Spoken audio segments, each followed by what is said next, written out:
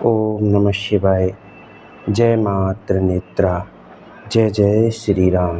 जय जय श्री राम। सभी देवी देवताओं के चरणों में शीश नवाते हुए, सभी संत महात्माओं के चरणों में भी शीश नवाते हुए और अपनी माता बहनों के भी चरणों में वंदना करते हुए और भाइयों के साथ लाड़ दुलार जय श्री राम। आज ये कनागत पक्ष चल रहे हैं, जो कनागत दिन चल रहे हैं। ऐसा कहते हैं कि इन दिनों में हमारे जो भी हैं, जो बिछुड़ गए हैं, चले गए हैं, ब्रह्मलीन हो गए हैं, उनकी आत्मा शांति हेतु हम लोग भोजन कराते हैं, काग भोजन कराते हैं। तो बस मेरे मन में यही आया कि देखो, कोई भी कितना बड़ा भी भक्त है और जो भक्त है उसको दुख तो हमेशा से मिला है। जैसा मैंने हर वीडियो में बताया कि अगर तुम वास्तविक भक्त हो तो दुखों से भरे हो, और भक्त नहीं हो तो दुख नहीं है। क्यों? क्योंकि जो सबकी समझता है, सबकी सुनता है, सबके दुख के लिए दुख होता है, दुखी होता है, वही भक्त है। मेरे मन में भी मेरे अपनों के लिए मैं कामना करता हूँ, जो मेरे अपने प्रिय थे, जो ब्रह्मलीन हुए, जिनका स्वर्गवास हुआ, भगवान माता रानी, सभी देवी देवता उनकी आत्मा को शांति दें और उन्हें जहाँ भी हो उन्हें खुश रखें।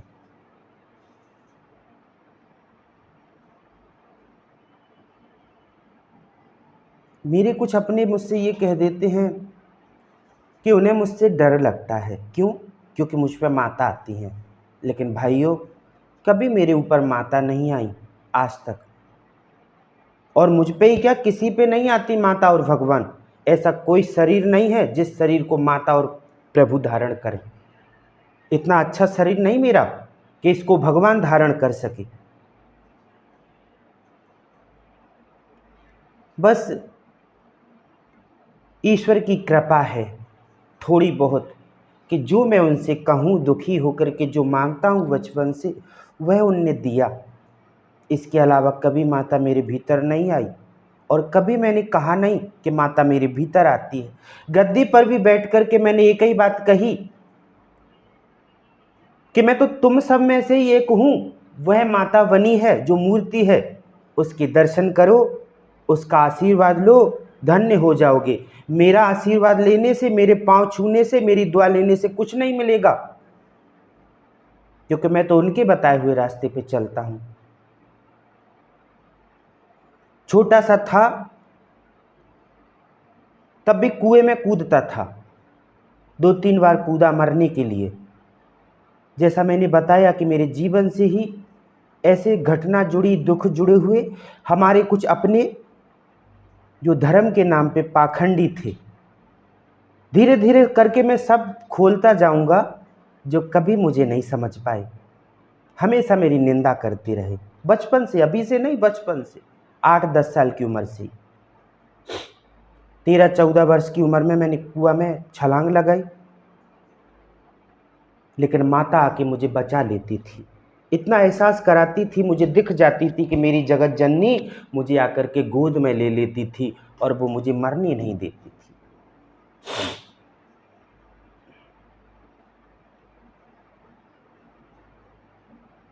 बड़ा दुखी मन था उस टाइम मेरा। फिर माता ने कहा कि कुछ मत करो अपने आप को, बस भक्ति करो, गद्दी लगाओ, लोगों के भले करो। मैंने ये भी शुरू कर दिया। कोई वहाँ गूंगा आता है, वो बोलने लगता था। कोई वहाँ अंधा आया। एक वहाँ तुम्हारी गोहद के पास की लड़की थी, कोई गांव था उधर, वहाँ की, उसके सर पे बाल नहीं थे, 8-10 साल की थी या 12 साल की थी, और जब से जन्म हुआ था उसका एक बाल नहीं आया था। यहाँ से बॉम्बे तक उन्होंने इलाज भी कराया था। डॉक्टर ने मना कर दिया कि ये बाल नहीं आ सकते। जब वो मंदिर पे आई, वैसे माता की कृपा से बस यही कहा, 7 परिक्रमा लगाओ और बाल आ जाएंगे आज से ही। जैसे ही वो हमारे मंदिर से गए, रात में ही उस लड़की के बाल निकलने लगे और 8 दिन में तो इतने इतने बड़े बाल आ गए उसके। खूब जय जयकार हुई माता की, पर कभी प्रचार नहीं किया, कभी मीडिया में ये सब नहीं दिया, कभी पेपरों में नहीं छपवाया, क्योंकि प्रचार नहीं करना था, मुझे महान नहीं बनना था। लोगों को बस ये बताना था कि भगवान ईश्वर महान है, हम महान नहीं हैं। अगर मैं चाहता तो तभी से प्रचार करता रहता, लेकिन नहीं, कभी कुछ नहीं किया। इसीलिए बस कहते हैं कि आप भगवान को समझो और कुछ नहीं। बहुत से भूत प्रेत वाली महिलाएं आती थी।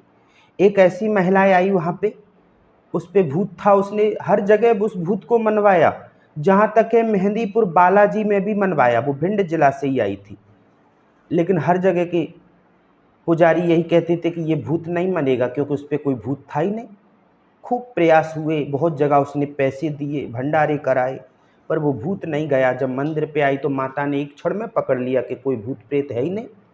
हमने उसके घर वालों को स्पष्ट बताया, हमें अभी थोड़ा सा नाटक करना पड़ा उसके मुंह से ही उसकी बात बुलवाने के लिए। मैंने कहा भूत इस लोटा में बंद है, अब इसको हम विसर्जन करवाने भेज रहे हैं। विसर्जन करवाने भेजा,